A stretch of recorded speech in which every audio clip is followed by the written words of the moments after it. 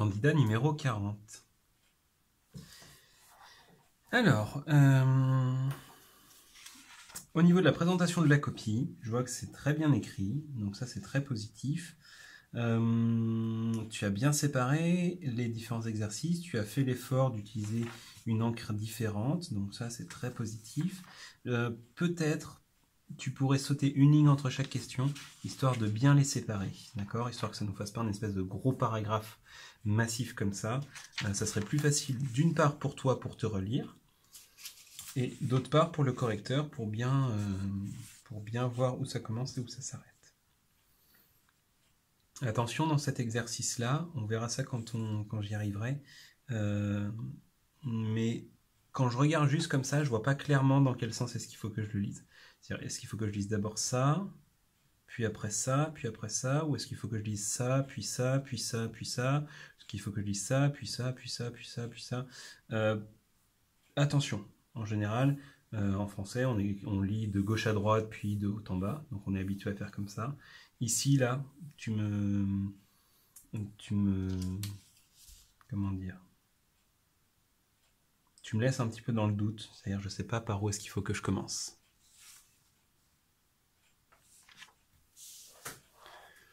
Donc on commence par le premier exercice, le rectangle QKP.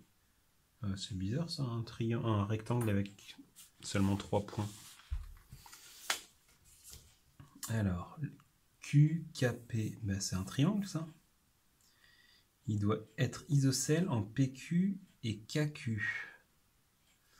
Donc j'imagine que tu vas me dire que PQ et KQ c'est la même longueur. Ben non, pas du tout.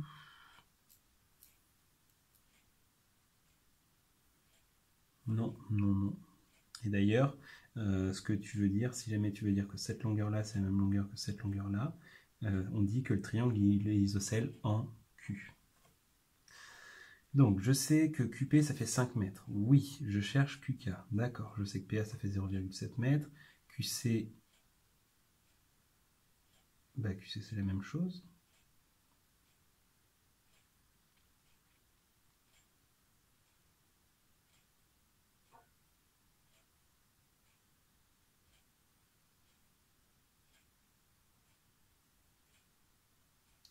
Attention, plusieurs erreurs.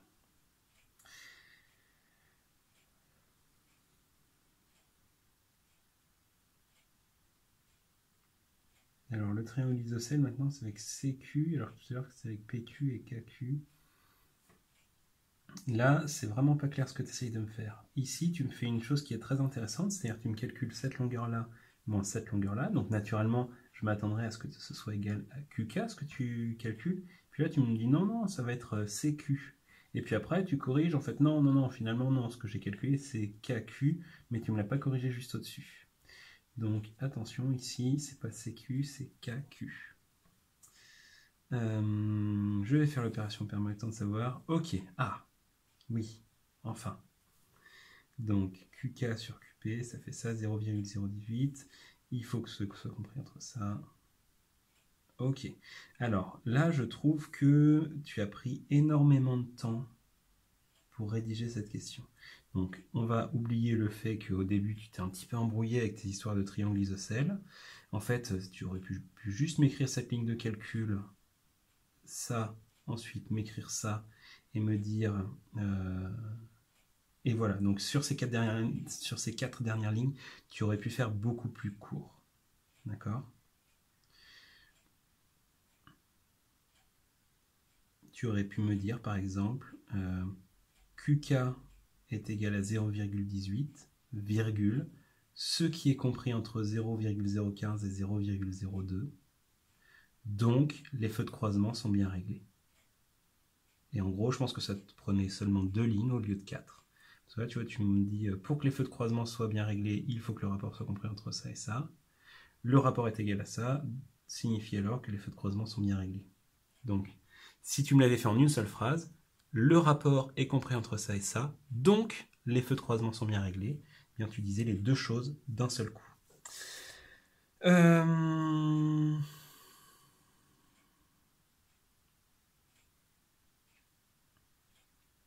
Je vais pas beaucoup te pénaliser pour là, la petite erreur et pour le fait d'avoir dit que c'était un triangle isocèle alors que non, pas du tout. D'avoir dit que c'était un rectangle alors que c'était un triangle. Je vais juste te retirer un demi-point pour la forme, mais je pense que tu t'es déjà beaucoup pénalisé au niveau du temps que tu as passé à rédiger cette question. Je cherche la distance AS dans le triangle PAS. Très bien, ça, d'entrée de jeu, tu traduis l'énoncé en français en langage mathématique, ça c'est très positif. Je sais que AC, ça fait 5 mètres. Oui, que QK, ça fait 9 cm. Que QC, ça fait 70 cm. Pardon. CK,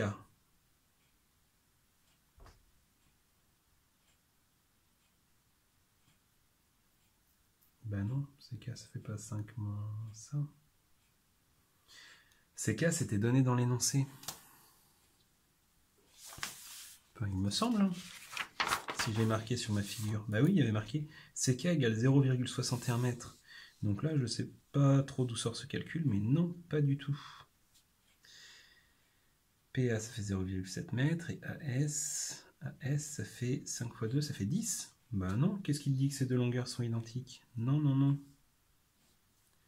D'après le théorème de Pythagore, attention, le théorème de Pythagore ne fonctionne que dans un triangle rectangle, donc il faut le signaler. Là, il y a un oubli. Alors, par contre, c'est la bonne égalité. Donc, tu fais le calcul, ça te fait 100,49. Non. Ah bah oui, mais non. Mais non, puisque AS, ça fait pas 10 mètres. D'accord? Et donc, la distance maximale des feux de croisement, c'est 10,02 mètres. Donc, toi, tu calcules la distance de manière oblique. C'est un petit peu bizarre. De manière générale, quand on calcule une distance, notamment sur une route, eh bien, on le calcule du point de départ au point d'arrivée à l'horizontale. D'accord? Il n'y a aucune raison. Si tu devais mesurer par exemple l'écart entre la voiture et le mur, tu n'irais pas placer le début du mètre ici et la fin du mètre au mur. Tu mesurerais à plat. Et d'ailleurs, en plus, tu l'avais très bien compris, puisque en ouverture, tu m'avais dit que tu cherchais la distance AS. Puis en cours de route, finalement, tu as préféré calculer la distance PS. Donc ici, il y a plusieurs erreurs. Pour autant, c'est la démarche qui est évaluée, donc tu vas quand même avoir un petit peu de points, pas beaucoup, puisque le théorème de Pythagore, il n'est pas bien fait. Ici, tu m'as écrit une bêtise, et là, tu m'as encore écrit une autre bêtise. Je vais te mettre 2 points pour t'encourager à écrire tes démarches. Mais par contre, attention, vraiment, le théorème de Pythagore, le fait d'oublier de signaler que c'est un triangle rectangle, ça, c'est une erreur vraiment dommage. Deuxième question, je pense que le quart du marnage sera atteint au bout de la 3e et 4e heure, car 3 est le quart de 12. Donc ça, c'est bien d'avoir mis une justification. Cette justification, elle est correcte. Ok. Par contre, je ne suis pas d'accord avec la 3e et la 4e heure. Pourquoi? Parce que si on regarde l'énoncé, la première heure, on monte de 1 tiers. Pardon, on monte de 1 douzième. Ensuite, pendant la 2e heure, on monte de 2 douzièmes. Mais on monte de 2 douzièmes en plus du premier douzième. Donc en fait, c'est au bout de 3 heures qu'on va atteindre les 3 douzièmes. Donc là, je vais te mettre la moitié des points, puisque tu m'as fait la moitié du raisonnement. Et il y a eu une petite erreur de logique ici. Et non, je ne suis pas d'accord avec ta deuxième réponse. Et là, 3 est le quart de 12. Peut-être que tu aurais pu m'écrire que 1 quart, c'est égal à 3 douzièmes. Ça aurait peut-être été encore plus simple et plus clair. Exercice 3, je calcule l'aire du rectangle. Ok, donc tu calcules à 86 400 cm².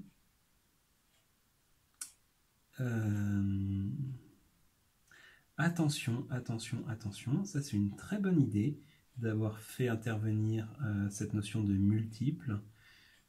Mais le problème, c'est que tu compares des aires ici avec des longueurs ici.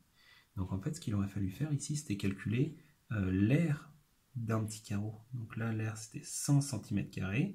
Et c'était bien parce que c'était alors c'était pas un multiple, c'était un diviseur de ce nombre.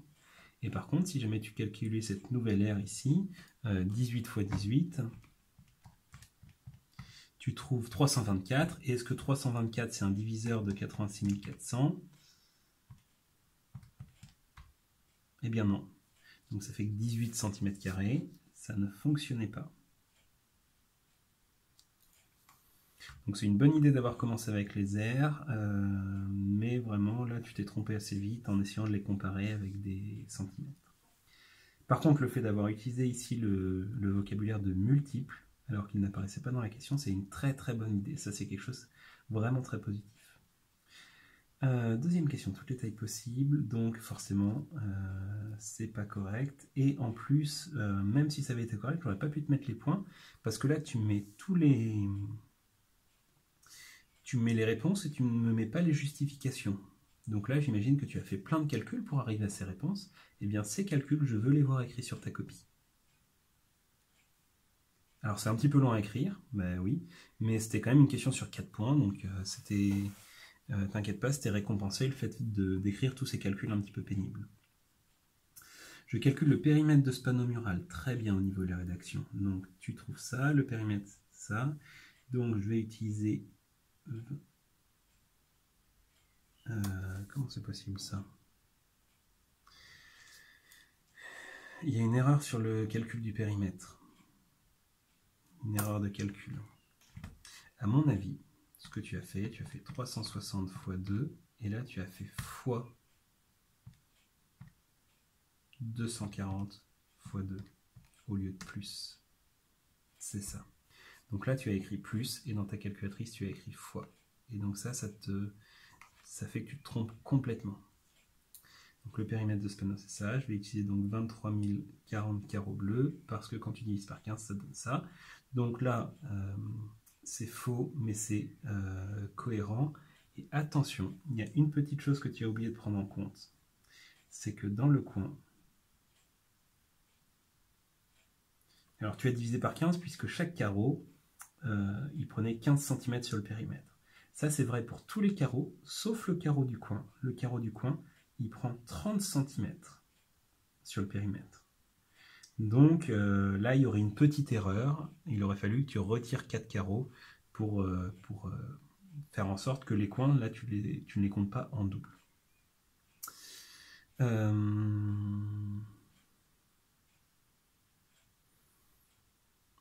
vais faire comme si tu n'avais pas fait ton erreur de calculatrice ici, et je vais te mettre 3 points sur les 4.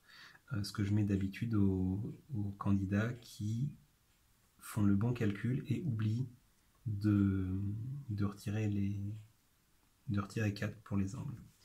Donc je pense que le programme A a fait cette figure, ça c'est la bonne réponse, puisque le programme B, ça nous aurait donné un truc comme ça. Alors est-ce que je suis d'accord? Donc un triangle, un losange, 2, 3, 4. Je me suis perdu. 1, 2, 3, 4, 5, 6, 7 et le 8e.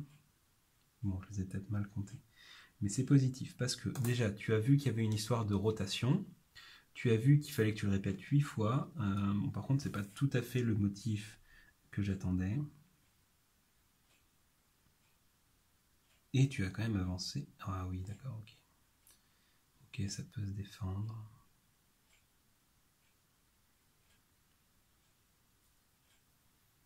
En fait, la bonne réponse, c'était je fais le premier losange.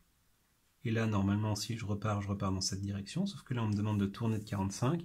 Donc, je vais tourner et me retrouver comme ça. Et ensuite, je refais un motif. Et ensuite, je tourne encore de 45. Je refais un motif. Et je tourne encore de 45. Et ainsi de suite.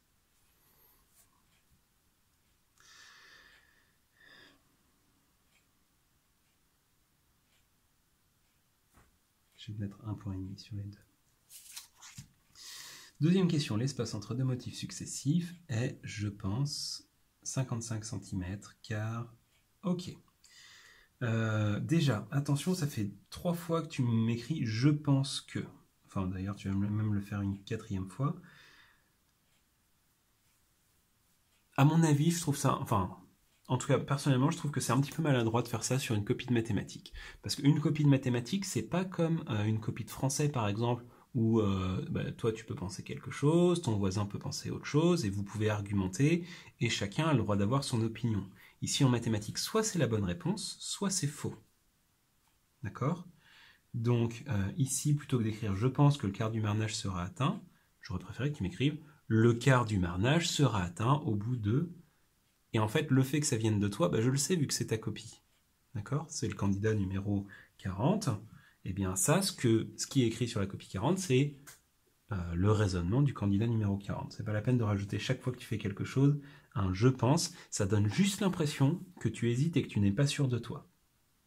Donc c'est pas très positif, il vaut mieux montrer que tu maîtrises bien ton sujet. Alors ici c'est pas la bonne réponse, je vais quand même te mettre un point sur les deux et je vais t'expliquer pourquoi. Donc tu as bien repéré effectivement qu'ici il fallait avancer de 55. Donc on faisait le motif, on avançait de 55. On fait le motif, on avance de 55. Et ainsi de suite. 8 fois de suite. Donc si on regarde précisément ce qu'on fait, je fais mon motif et j'avance de 55. Je fais mon motif et j'avance de 55. Donc le avancer de 55, il est entre ces deux points rouges là. Et alors que moi je demandais juste l'espace entre les deux motifs. Donc il fallait faire une petite soustraction et la bonne réponse était 15 entre les motifs. Une autre petite erreur, alors celle-là elle n'est pas grave du tout, elle n'est pas pénalisée, c'est qu'en informatique on ne parle pas en centimètres. D'accord ? L'unité de longueur en informatique ce sont les pixels. Pourquoi est-ce qu'on n'utilise pas des centimètres ? Tout simplement parce que tout le monde n'a pas la même taille d'écran. D'accord ? On va pas dire par exemple dessine un losange de 10 cm. Parce que si jamais on fait ça, quelqu'un qui va faire ça sur un téléphone portable, ça va dépasser de son écran. Tandis que quelqu'un qui fait ça sur un grand écran d'ordinateur, ça fera un tout petit losange. Donc, on utilise une unité spécifique à l'informatique qui s'appelle les pixels. Alors ça, par contre, c'était pas du tout exigé de le savoir pour le brevet. Je te dis ça juste pour ton information et ta culture personnelle.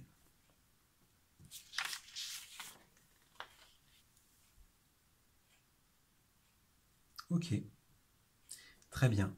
Je pense qu'il faut insérer cette instruction après l'indication avant 7,55, car c'est l'endroit où l'on change de place pour faire le modèle. Ok, là c'est très bien d'avoir mis une justification, mais... Alors je vais être embêtant. En fait, t'étais pas obligé ici. Parce que si tu... Ah non, autant pour moi, je me trompe. Si, bah du coup, en fait, c'est bien de l'avoir justifié. Vu qu'il y avait marqué que pour chaque... toutes les réponses doivent être justifiées, sauf si on demande précisément de ne pas justifier. Donc là, c'est très bien d'avoir justifié. Exercice 5. Je sais que arrosage, flèche, 30 minutes par jour. 12 circuits indépendants. 4 arroseurs par circuit. 0,4 m3 d'eau par heure par arroseur. 1 m3 égale 1000 litres. Mois de juillet, 31 jours. Donc en fait, là, tu me recopies l'énoncé, mais sans faire de phrase. Alors, concrètement, ça sert à rien, ça, pour la correction. D'accord ? Ça te fait perdre du temps.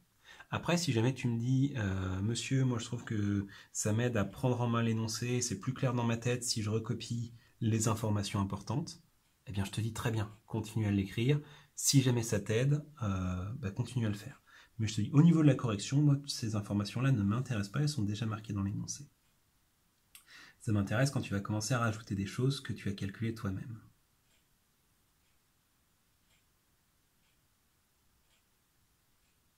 Ok, 1 m3, 1000 litres, 0,4 m3, 400 litres. Et là, tu m'écris ton petit calcul dans une bulle avec une flèche ici. Là, je trouve pas ça très clair. J'aurais préféré que tu me fasses un tableau de proportionnalité.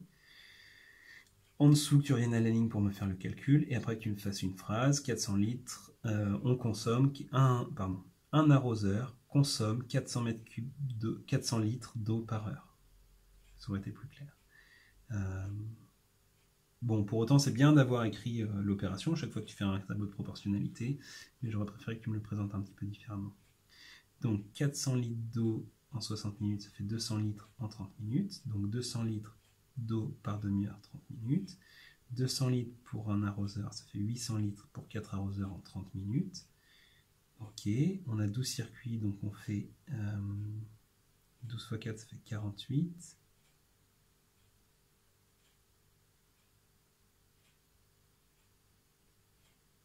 Ok, oui.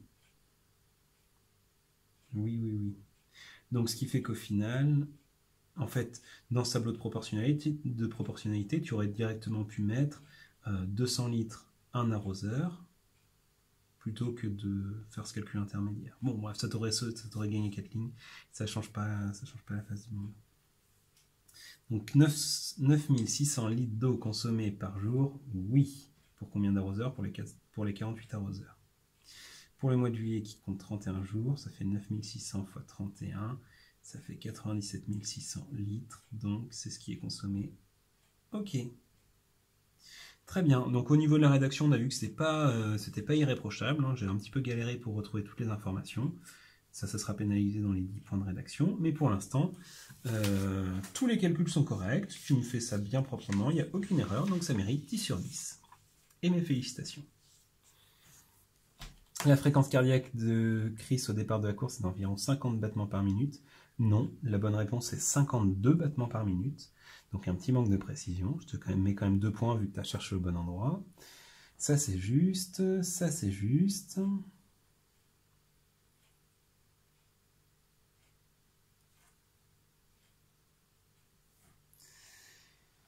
11 km en 53 minutes, donc 1 heure ça fait 60 minutes, donc 53 minutes ça fait 0,88 heures. Donc, d'accord, ça c'est l'opération qui va avec ça. 11 km divisé par 0,88 heures, ok, oui, très bien.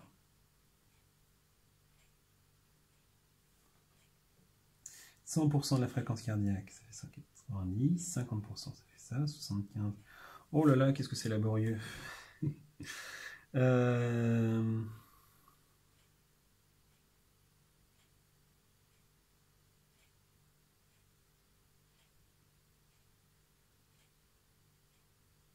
Oui, c'est tellement plus simple de faire un tableau de proportionnalité plutôt que de couper les cheveux en 4 ici en faisant des multiples, des divisés pour essayer d'arriver aux bonnes réponses. Oui, très bien le tableau de proportionnalité. Encore plus simple, tu pouvais y arriver en une seule étape. Tu voulais calculer 70% de 190, eh bien c'est 190 fois 0,70. Et ça en une seule opération, tu arrives directement à 133.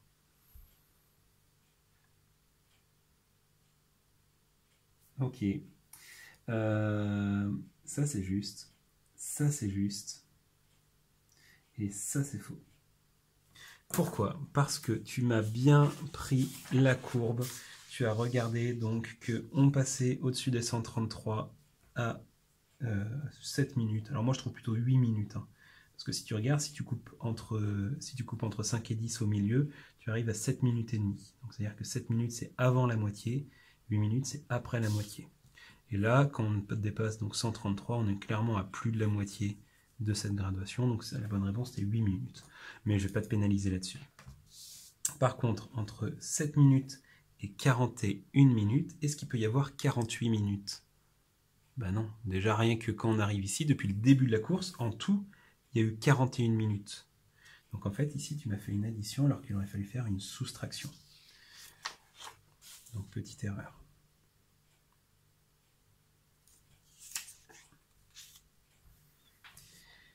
Exercice 7. Pour le nombre 1 sur le programme A, ça donne choisir un nombre, c'est 1, 1 moins 3, ça fait moins 2, moins 2. Ok, très bien. Même chose ici, oui. Non. Non. Pourquoi diviser par 2 d'ailleurs? Attention, un carré c'est puissance 2. Hein. Et ça correspondait au programme A, ce que tu me proposes. Retirer 3 et mettre au carré. Est-ce que la case B3, si tu regardes bien ton tableur, la case B3, c'est celle-ci, elle correspond au programme B. Donc il fallait choisir un nombre, donc c'était le nombre de départ qui était dans la case B1, donc c'était B1 au carré, plus 3 fois B1, plus 7. Et sans oublier un signe égal au début, puisque dans un tableur, toutes les formules commencent par un signe égal. Pardon. Ça c'était juste, ça c'était juste, et ça c'est faux. 4A. Non. Alors non, et attention ici, on va parler un petit peu stratégie, puisque ici c'est une question en montrer que, d'accord? Et tu connais déjà la réponse. Pour autant, je t'encourage vraiment à faire comme si tu ne la connaissais pas, cette réponse, d'accord? Et tu vas essayer de calculer le résultat du programme A, comme si tu ne connaissais pas la réponse. Donc tu vas regarder le programme A, choisir un nombre, soustraire 3, calculer le carré du résultat obtenu. Donc ça, c'est ton calcul de départ que tu trouves à partir de l'énoncé. Ensuite, tu fais tes opérations, tu développes, tu simplifies, et normalement, si tout se passe bien, tu vas arriver au final à x carré moins 6x plus 9, tu compares, et là tu dis, bon, bah, c'est bon, je confirme, le résultat peut bien s'écrire sous cette forme-là. Parce que toi, là, dès le début, tu as tout de suite commencé par écrire la réponse. Donc, à retenir, quand c'est une question montrer que, eh bien, la réponse, on ne l'écrit pas tout de suite. Alors, il y a des exceptions, mais en général, il ne faut pas l'écrire tout de suite. Et tout à l'heure, tu avais bien fait, par exemple, ici, tu as eu une question montrer que la vitesse est d'environ 12,5 km/h. Tu n'as pas commencé tout de suite en écrivant. Ah bah si, tu as commencé en l'écrivant. Donc là, il n'aurait pas fallu. Et d'ailleurs, tu l'as bien fait, ton calcul, tous tes calculs, là, tu as fait comme si tu ne savais pas. Et c'est tout à la fin de ton calcul que tu trouves 12,5 km/h. Et tu me conclus, la vitesse moyenne de Chris est bien 12,5 km/h durant sa course. Donc voilà, à retenir, les questions qui commencent par montrer que, eh bien, on fait comme si on ne connaissait pas le résultat.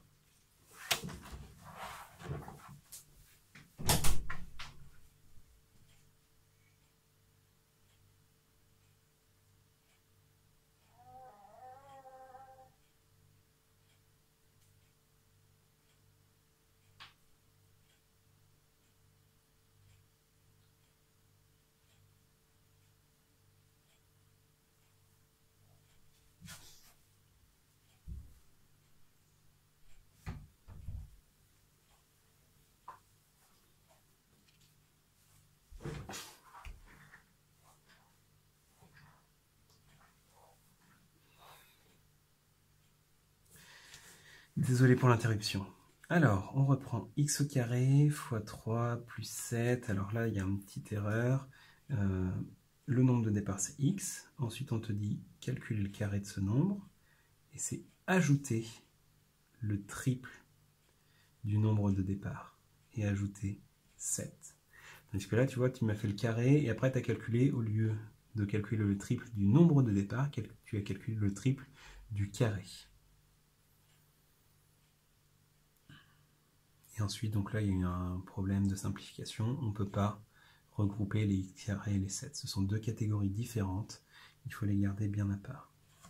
Je vais mettre un point puisque tu étais parti globalement dans la bonne direction, mais très vite tu t'es trompé et le reste, il y a encore d'autres erreurs.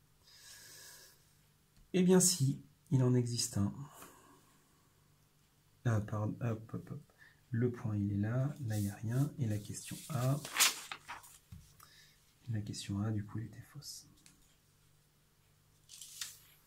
Au niveau de la rédaction, c'est plutôt très bien. Il y a des petites choses qu'on a vues au fur et à mesure, notamment ici où c'est pas parfait. Il manque ici quelque chose. Il y a quelques petites erreurs de français, mais très peu. Donc c'est vraiment positif. Je vais te mettre donc un total de 8 sur 10.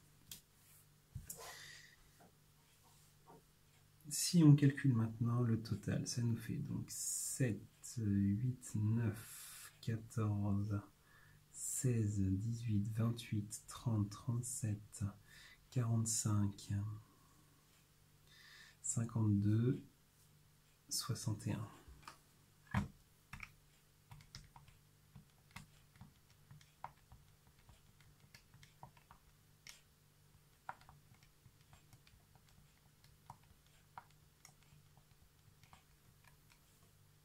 Virgule 5. Oui, effectivement, j'avais oublié celui-là.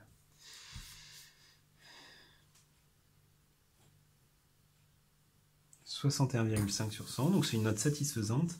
Je pense que tu peux t'améliorer un petit peu. Et à mon avis, tu peux taper facilement dans les 75 sur 100, à condition de bien t'entraîner et d'être plus efficace. C'est-à-dire qu'il y a pas mal d'endroits où vraiment tu as un petit peu tourné en rond, notamment sur cette première question, tu as un petit peu pataugé avant d'y aller. Ici aussi, tu t'es un petit peu compliqué la vie. Donc je pense qu'il faut que tu gagnes en efficacité. Et pour gagner en efficacité, il n'y a qu'un seul moyen, c'est comme le sport, il faut s'entraîner.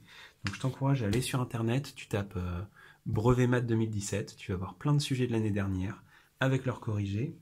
Donc, ce qui va te permettre de t'entraîner. Donc, tu télécharges un énoncé, tu fais le premier exercice, et puis après, tu compares avec le corrigé, voir si tu avais juste. Et comme ça, plus tu t'entraîneras, plus tu seras efficace, et le jour du brevet, tu seras à fond, et tu pourras donc, à mon avis, viser plus dans les 75 sur 100. Peut-être même plus si vraiment tu t'entraînes bien. Donc, je te souhaite bon courage. Essaye de réunir un maximum de motivation. Là, il te reste 15 jours, donc mets-toi à fond. Et je te dis bon courage et puis bonne chance pour le jour de l'examen.